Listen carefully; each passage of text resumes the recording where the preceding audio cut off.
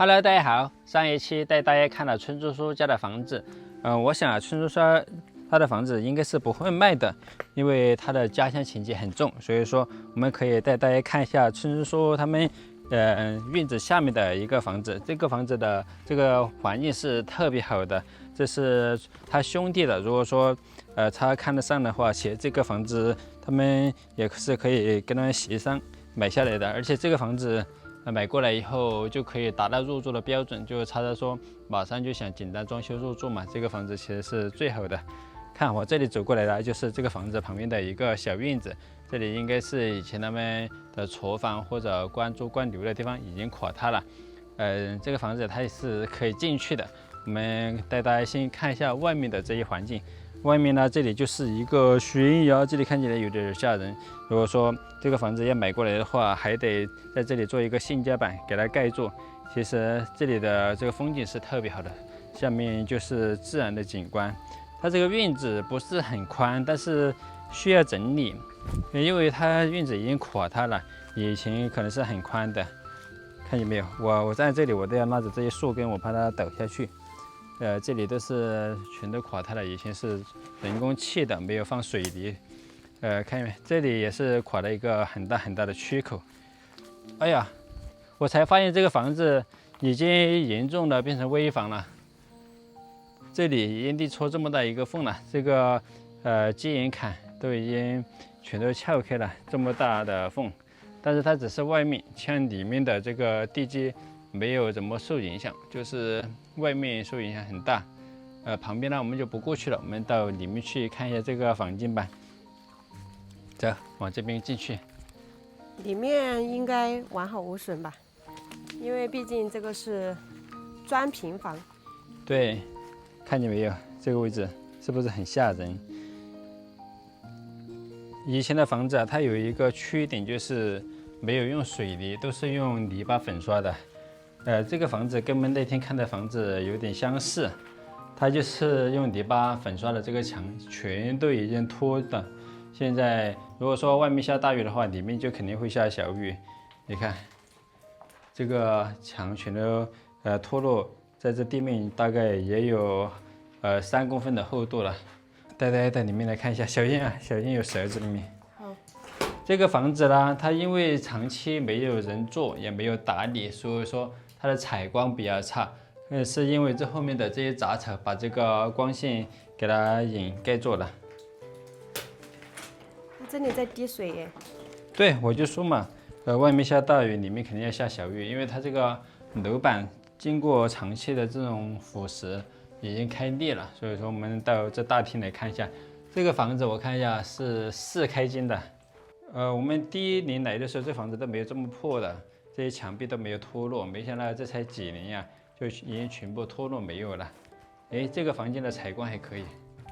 哦，这里是楼梯间，它可以上去2楼。它这个只有1层，我们就不进去了。待会儿可以往上面下来。你看这些墙壁全都脱落了，只剩砖了。这里这个房间采光也比较好。这就是以前的房间的老设计，全都是串来串去的，它没有一个正常的一个房间能使用的。如果说像这种房子拿过来的话，还得改它的这个格局。这里面还放了一些沙发，大家看，天哪！我们当初租房子的时候，那个房子租过来也是这些墙壁全都掉了，我们也是清理了好久才把它清理干净。我发现这里每家每户都买的有这种沙发，应该是以前那些下乡卖这个沙发统一买的吧？对，下面全是这种泥巴。对，像这种泥巴长期没人管理的话，它就会脱落。诶，你看，这里这个墙马上就要塌掉了。所以说像这样的房子不宜久留。一开始我们还在想，他这是买这个房子的话，可以马上入住。现在的话，还是不建议买这个房子吧，因为需要改的地方太多了，像这些地方全都要加柱子，重新要下地基。对，这个砖房开裂也特别的严重。对，天哪，我以为砖房不会坏得这么快，因为这个房子这么破。这里面还有一个房间，给大家看一看。这是以前那些人结婚都是必备的，这个门铃。就这个房间保持好一点，可能是这个房间不漏水的原因，所以说这面墙它没有怎么脱落，但是天花板上的那些已经掉得差不多了。这个房子内部的这个空间就已经看完了，大家觉得这个房子怎么样？可以带大家到楼顶上去看一下。像这样的房子，其实最好利用的还是它的楼顶。这下面的话，要想达到入住的话，特别的难。哎呀，小心一点，这里有马蜂。哇，感觉每个闲置的房子里面都有马蜂。其实它这个房子感觉特别的暗沉。对，你看它外面就全是那些树包围住的，看已经完全垮塌了。你看它这个屋里面都已经长树了。还有这个门、墙壁全都烂了、塌了，这个是没办法买过来的。你们看，这是从外面看的效果，已经不仅只是开裂的，而且它还往这边倒塌了，看到没有？完全塌了。看一下里面，是塌出去的。这个房子虽然是砖房，但还是塌了，比木房还要不结实。这是他们以前的厨房，其他的那些老房子都是2个灶台，它这个就只有1个。看，这里在滴雨水，因为今天在下雨，而且下的比较小，如果下大的话，它这个房子漏得更严重。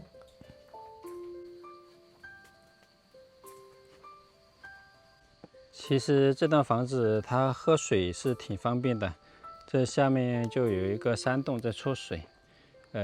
这里有一个石梯走上来，这个石梯路啊，它是比较窄的，看走上来还是很有意境的啊。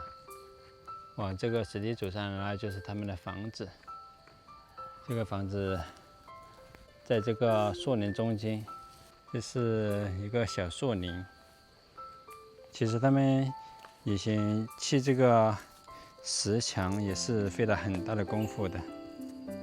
哇，下面就是悬崖，不管什么房子没人住的话，也就是几年时间就塌掉了。这里进林子里面是很方便的，这是纯天然的沙门。如果说这个沙门吃在我们的上面的话，那就完美了。这里下来就是世外桃源。